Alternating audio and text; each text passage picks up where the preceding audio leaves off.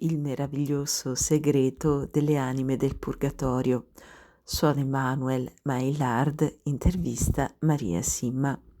Salve a tutti carissimi, oggi voglio parlarvi di un libro intitolato Il meraviglioso segreto delle anime del purgatorio, uscito nel 2005, l'anno dopo la morte della mistica austriaca Maria Simma, che durante tutta la vita ricevette la visita delle anime del purgatorio. Ecco quanto chiesto da Suor Emanuel a Maria Simma di questa sua esperienza soprannaturale. Maria, quando qualcuno sa che presto deve morire, qual è la migliore preparazione che possa fare? Abbandonarsi totalmente al Signore, offrire tutta la sua sofferenza, essere felice di Dio. E come ci si deve comportare di fronte a qualcuno che sta per morire? Che cosa si può fare di meglio per lui? Oh, pregare molto e prepararlo a morire. Si deve dire la verità e fare di tutto perché possibilmente abbia i conforti religiosi. Maria, al momento della morte, Dio si manifesta con la stessa intensità a tutte le anime. A ciascun'anima è data la conoscenza della propria vita ed anche della sofferenza futura, ma ciò non è uguale per tutti. L'intensità della rivelazione del Signore dipende dalla vita di ciascun'anima. Maria, il diavolo ha il potere di attaccarci al momento della nostra morte? Sì, ma l'uomo pure ha la grazia di resistergli e di respingerlo, perché se l'uomo non vuole, il demonio non può fare niente. Tu sai che molta gente oggi crede alla reincarnazione? Che dicono le anime del purgatorio a questo riguardo? Le anime dicono che Dio ci dà una sola vita.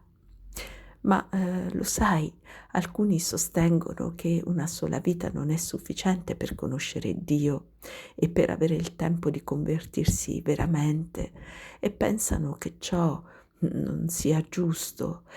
Cosa rispondi a costoro? Tutte le anime hanno una fede interiore, anche se non sono praticanti. Esse riconoscono Dio. Non esiste nessuno che non crede totalmente. Ciascun uomo ha una conoscenza per riconoscere il bene dal male, una conoscenza donata da Dio e una conoscenza interiore certamente di gradi diversi. Comunque sa distinguere il bene dal male. Con tale coscienza ogni essere umano può giungere alla beatitudine. Maria, quali sono le tendenze del cuore che possono condurre alla perdita della nostra anima, alla perdita definitiva della nostra anima, cioè all'inferno? È quando non si vuole andare da Dio, cioè quando si dice decisamente io non voglio. Vorrei chiederti una cosa. Cosa pensi delle pratiche di spiritismo, per esempio quando si chiamano gli spiriti dei defunti, quando si fanno girare i tavoli? Non è buono. Spesso è il diavolo che fa muovere i tavoli. Non è lecito chiamare le anime. Io non cerco la loro venuta, vengono da sole, per il permesso di Dio. Nello spiritismo invece si evocano gli spiriti e si chiamano, ma è il demonio che viene fingendo di essere l'anima di questo o di quell'altro. Talvolta si presenta sotto false apparenze senza essere chiamato. Maria, sei mai stata visitata da persone che si sono autodistrutte, per esempio con la droga? Sì, non si sono perdute, ma devono soffrire nel purgatorio. E se ci sono persone che dicono io soffro troppo nel mio corpo, nel mio cuore, è troppo duro per me, vorrei morire, allora che posso fare? Oh, ciò succede spesso e io direi, mio Dio, io posso offrire questa sofferenza per salvare delle anime. Ciò ridona la fede e il coraggio, ma ahimè, oggi ben pochi dicono queste cose. Si può anche dire a queste persone che così facendo l'anima guadagna una grande beatitudine, una grande felicità per il cielo, e nel cielo ci sono migliaia di beatitudini diverse, ma ciascuna è una felicità perfetta. Ogni desiderio lassù è totalmente appagato e in verità ciascuno è consapevole che non avrebbe potuto meritare di più. Maria, le anime del purgatorio provano gioia e speranza in mezzo alle loro sofferenze. Sì, nessuna anima vorrebbe tornare dal purgatorio sulla terra, perché esse hanno una conoscenza di Dio infinitamente superiore alla nostra e non potrebbero mai più decidersi di ritornare nelle tenebre di questo mondo. Nel purgatorio, anche se il dolore dell'anima è terribile, la certezza che si ha di vivere con Dio è così forte e incrollabile che la gioia di questa certezza oltrepassa persino il dolore, e per nulla al mondo le anime vorrebbero tornare a vivere sulla terra dove non si è mai sicuri di nulla. Maria, perché si va in purgatorio?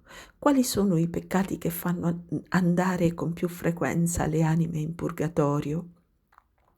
Sono i peccati contro la carità, contro l'amore del prossimo, la durezza del cuore, l'ostilità, la calunnia. Tutte queste cose. Non si deve mai giudicare secondo le apparenze. Altri peccati contro la carità sono tutte le nostre ripulse verso persone che non amiamo, il nostro rifiuto di fare la pace, di perdonare e tutti i rancori che serbiamo in cuore. Una parola di critica, una parola malevola può veramente uccidere una persona, mentre una parola buona sa guarire. Maria, ci sono delle differenze di gradi nel purgatorio? Sì, c'è una grande differenza di gradi nella sofferenza morale. Ogni anima ha una sofferenza che le è propria, migliaia di gradi. Maria, chi sono invece quelli che hanno maggiore possibilità di andare diritti in paradiso? Oh, sono quelli che hanno un cuore buono verso tutti. La carità copre una moltitudine di peccati. Quali sono i mezzi che possiamo adoperare sulla terra per evitare il purgatorio e andare direttamente in paradiso? Dobbiamo fare molto per le anime del purgatorio, perché sono esse che ci aiutano a loro volta. Bisogna avere molta umiltà e questa è la più grande arma contro il maligno. L'umiltà elimina il male. Maria, che consigli daresti a chi volesse diventare santo fin da questa terra? Essere umilissimi. Non bisogna occuparsi di se stessi, bisogna fuggire l'orgoglio, che è la trappola più pericolosa del maligno. Maria, potresti dirci se si può domandare al Signore di farci fare il nostro purgatorio sulla terra per non farlo dopo la morte? Oh sì, certo che si può domandarlo al Signore. Le anime del purgatorio sanno che cosa deve accadere nel mondo? Sì, non sanno tutto, ma molte cose le sanno. E queste anime ti dicono qualche volta ciò che deve accadere e annunciano soltanto che c'è qualche cosa in vista, ma non mi rivelano che cosa. mi dicono solo che è necessario per la conversione degli uomini. Maria, le sofferenze del purgatorio sono davvero più penose delle più dolorose sofferenze sulla terra. Sì, ma in maniera simbolica esse fanno più male all'anima che al corpo. Gesù viene mai nel purgatorio? Nessun'anima me lo ha mai detto. È la Madre di Dio che viene. Che fanno gli angeli nel purgatorio? Alleviano e consolano. Le anime possono vederli. Maria, volevo farti una domanda, volevo chiederti, le anime del purgatorio ti hanno mai rivelato qualcosa sul senso della sofferenza umana? Sopportando la sofferenza con pazienza si salvano più anime che con la preghiera. Evidentemente è più facile esortare un malato a soffrire con pazienza che perseverare da soli a farlo umilmente. Io conosco la sofferenza, è perché essa è così penosa che ha tanto, tanto valore. Non guardiamola sempre come una punizione. Essa può essere accettata come espiazione non solo per noi stessi, ma soprattutto per gli altri. Il Cristo è l'innocenza stessa ed ha sofferto più di tutti per espiare i nostri peccati. Soltanto in cielo sapremo ciò che abbiamo ottenuto con la sofferenza, sopportata con pazienza, in unione con le sofferenze di Cristo. Il modo più efficace di offrire le nostre sofferenze consiste nel rimetterle nelle mani della Madre di Dio, affinché ella le distribuisca a chi vuole, perché sa a chi sono più necessarie. Maria, ti voglio fare una domanda indiscreta. Tu hai fatto tanto per le anime del purgatorio. Sicuramente quando morirai a tua volta migliaia di anime ti faranno scorta fino al cielo. Tu certamente non dovresti passare dal purgatorio, immagino. È così? Oh, non credo che andrò in cielo senza purgatorio perché io ho avuto più conoscenza e dunque le colpe sono più gravi, ma spero ugualmente che le anime mi aiuteranno a salire in cielo. Adesso, Maria, tu sei molto conosciuta, soprattutto in Germania, in Austria e anche in tutta l'Europa, ma all'inizio vivevi del tutto nascosta. Com'è che dall'oggi al domani la gente ha riconosciuto che la tua esperienza soprannaturale era autentica? Fu quando le anime cominciarono a chiedermi di supplicare le famiglie affinché restituissero un bene mal acquistato.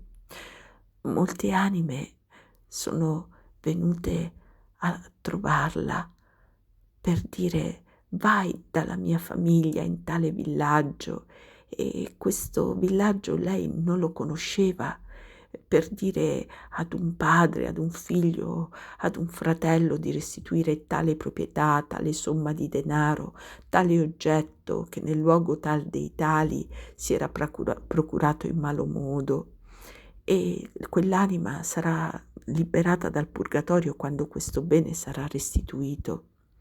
E le persone restavano meravigliate nel vedere che Maria Simma conosceva tutti quei particolari. Fu da quei fatti che Maria cominciò ad essere molto conosciuta.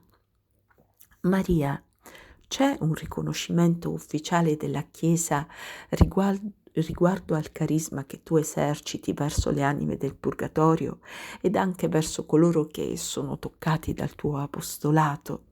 Oh, il mio vescovo mi ha detto che finché non ci sono errori teologici devo continuare. Il curato della mia parrocchia, che è anche mia guida spirituale, conferma pure lui queste cose. Il purgatorio è un luogo di desiderio, del desiderio folle di Dio, che già si è riconosciuto e visto.